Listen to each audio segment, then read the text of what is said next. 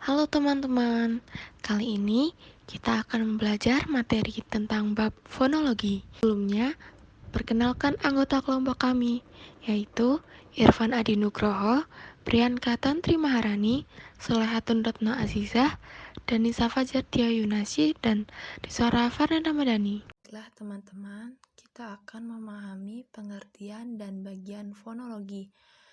Fonologi adalah ilmu yang mempelajari bunyi atau bahasa, yaitu bunyi yang dihasilkan oleh alat ucap manusia. Dan bagian fonologi yang pertama ada fonologi fonitik, yaitu ilmu yang mempelajari pembentukan bunyi bahasa. Yang kedua, fonologi fonemik, yaitu ilmu yang mempelajari bahasa sebagai pembeda arti.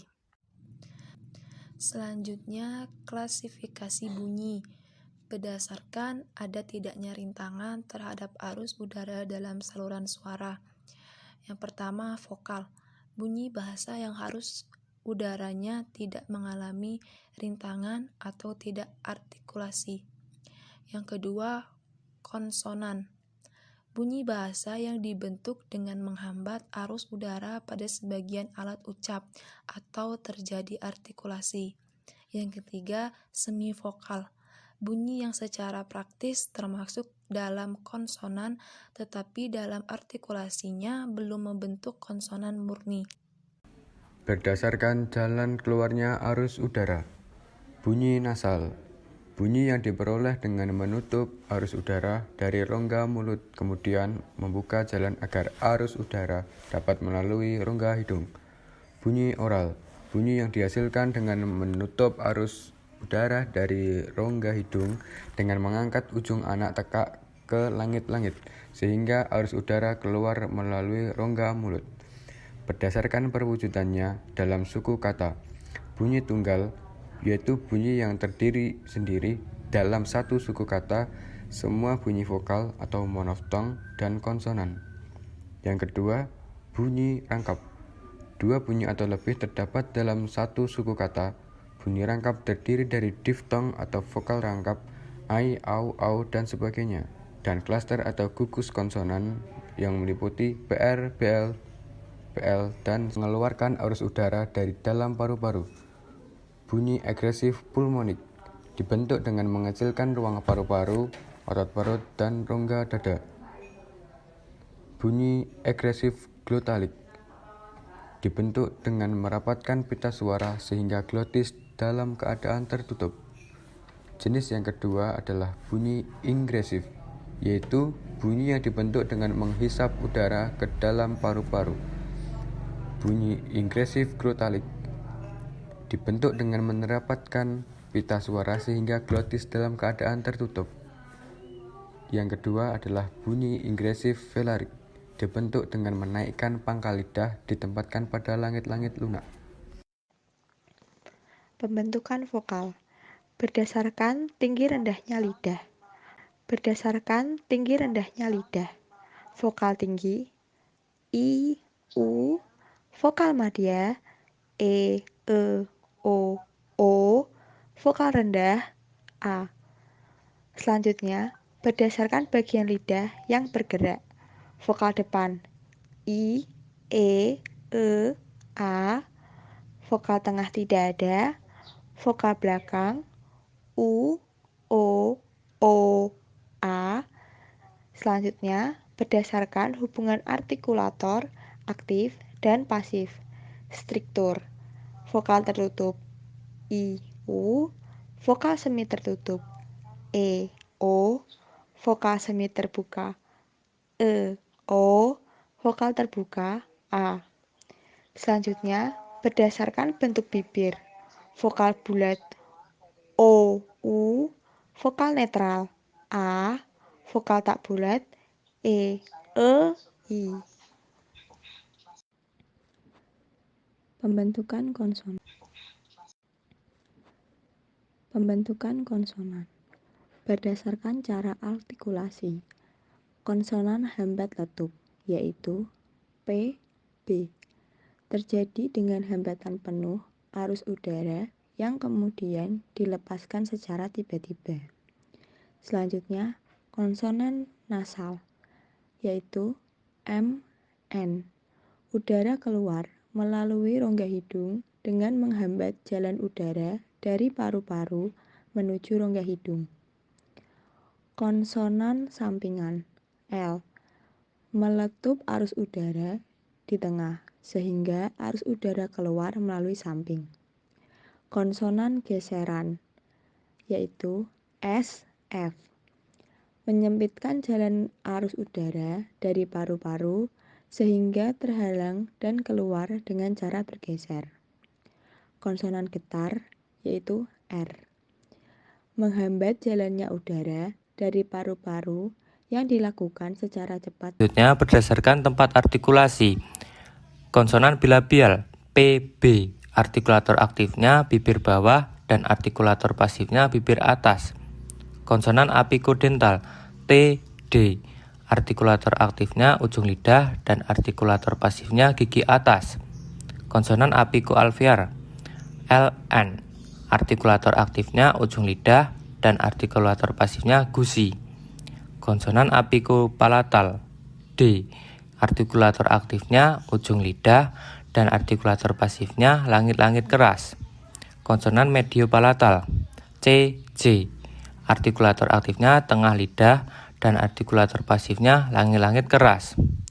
Konsonan dorsalvelar KG, artikulator aktifnya pangkal lidah dan artikulator pasifnya langit-langit lunak. Konsonan langiral H.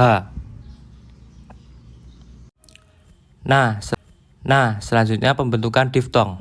Diftong adalah dua buah vokal yang berdiri bersama dan pada saat diucapkan berubah kualitasnya. Perbedaan vokal dengan diftong terletak pada cara hembusan nafasnya. Diftong AU, pengucapannya AU. Contohnya harimau, kerbau. Diftong AI, pengucapannya AI.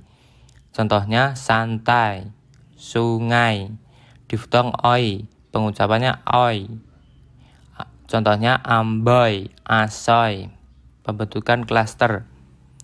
Gugus konsonan pertama P, B, T, K, G, S, dan D. Gugus konsonan kedua L, R, dan W. Gugus konsonan ketiga S, M, N, dan K. Gugusan konsonan keduanya adalah konsonan lateral L, misalnya PL, pleno, BL, blanco, dan sebegitu terusnya hingga konsonan R dan W. Jika tiga konsonan berderet, maka konsonan pertama selalu S, yang kedua T, P, dan K, dan yang ketiga adalah R atau L.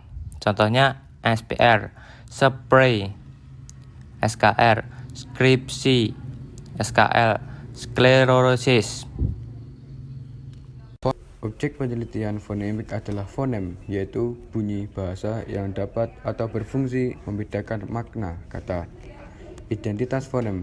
Bunyi bisa disebut fonem apabila satuan bahasanya memiliki beda makna. Fonem dari sebuah bahasa ada yang mempunyai beban fungsional tinggi apabila hanya ditemui pasangan minimal yang mengandung fonem tersebut. Alofon. Bunyi-bunyi yang merupakan realisasi dari sebuah fonem disebut alofon. Alofon-alofon dari sebuah fonem memiliki kemiripan fonetis, artinya banyak mempunyai kesamaan dalam pengucapannya.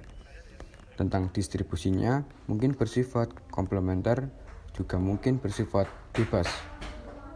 Disebut komplementer adalah distribusi tempat tidak bisa dipertukarkan, sedangkan distribusi bebas adalah bahwa alofon-alofon tersebut digunakan tanpa persyaratan lingkungan bunyi tertentu. Selanjutnya, klasifikasi fonem. Kriteria dan prosedur klasifikasi fonem sama dengan klasifikasi bunyi dan unsur suprasegmental. Kriteria dan prosedur klasifikasi fonem sama dengan klasifikasi bunyi dan unsur suprasegmental. Fonem-fonem yang berupa bunyi yang didapat sebagai hasil segmentasi terhadap arus ujaran disebut fonem segmental. Fonem yang berupa unsur suprasegmental disebut fonem suprasegmental atau fonem non-segmental. Perubahan fonem. Yang pertama, asimilasi dan disimilasi. Asimilasi adalah peristiwa perubahannya sebuah bunyi menjadi bunyi yang lain sebagai akibat dari bunyi yang ada di lingkungannya sehingga bunyi itu menjadi sama. Contoh, Sabtu dalam bahasa Indonesia lazim diucapkan atau Sabtu. Asimilasi fonemis adalah perubahan yang menyebabkan berubahnya identitas sebuah fonem. Asimilasi fonetis adalah perubahan yang tidak menyebabkan berubahnya identitas sebuah fonem. Asimilasi dibedakan menjadi 3 bagian. Yang pertama, asimilasi progresif adalah bunyi yang diubah terletak di belakang bunyi yang mempengaruhinya. Yang kedua, asimilasi regresif, yaitu bunyi yang diubah itu terletak di muka bunyi yang mempengaruhinya. Yang ketiga, asimilasi resiprokal, yaitu perubahan itu terjadi pada kedua bunyi yang saling mempengaruhi. Disasimilasi adalah peristiwa perubahan yang menyebabkan dua buah fonem yang sama menjadi berbeda. Yang kedua, netralisasi dan arkifonem. Contoh hasil netralisasi adanya bunyi T pada akhir kata yang dieja hard. Contoh hasil arkifonem D pada kata hard yang biasanya berwujud T dan D. Yang ketiga, umlaut, ablaut, dan harmoni vokal. Umlaut adalah perubahan vokal sedemikian rupa sehingga vokal itu diubah menjadi vokal yang lebih tinggi sebagai akibat dari vokal berikutnya yang tinggi. Ablaut adalah perubahan vokal yang kita temukan dalam bahasa-bahasa Indo-Jerman untuk menandai sebagai fungsi gramatikal. Harmoni vokal. Harmoni vokal adalah perubahan bunyi. Yang keempat, kontraksi. Kontraksi adalah suatu pemendakan yang dapat berupa hilangnya sebuah fonem atau lebih. Yang kelima, metatesis dan empentesis. Metatesis merupakan proses mengubah urutan fonem yang terdapat dalam suatu kata. Sedangkan empentesis adalah sebuah fonem terlalu disisipkan ke dalam sebuah kata. Selanjutnya, fonem dan grafem. Fonem adalah urutan bunyi bahasa terkecil yang fungsional atau dapat membedakan makna kata. Sedangkan grafem adalah sistem perlambangan bunyi, alih-alih disebut sistem ejaan. Pada dasarnya, grafem adalah huruf. Grafem ada 2 macam, yaitu grafem yang mengikuti sistem fonetis dan grafem yang mengikuti sistem fonemis. Jangka, yaitu panjang pendeknya bunyi yang diucapkan. 2. Tekanan, yaitu penonjolan suku kata yang memperpanjang pengucapan, meninggikan nada, dan juga memperbesar intensitas, tenaga, dan pengucapan suku kata tersebut. 3. Jeda atau sendi, yaitu ciri berhentinya pengucapan bunyi. 4. Intonasi, merupakan ciri suprasegmental yang berhubungan dengan naik turunnya nada dalam pelafalan kalimat.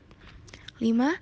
Ritme, merupakan ciri suprasegmental yang berhubungan dengan pola pemberian tekanan pada kata dalam suatu kalimat. Pada tataran kata, tekanan, jangka, dan nada dalam bahasa Indonesia tidak membedakan maknanya. Namun, pelafalan kata yang menyimpang dalam hal tekanan, nada akan terasa janggal.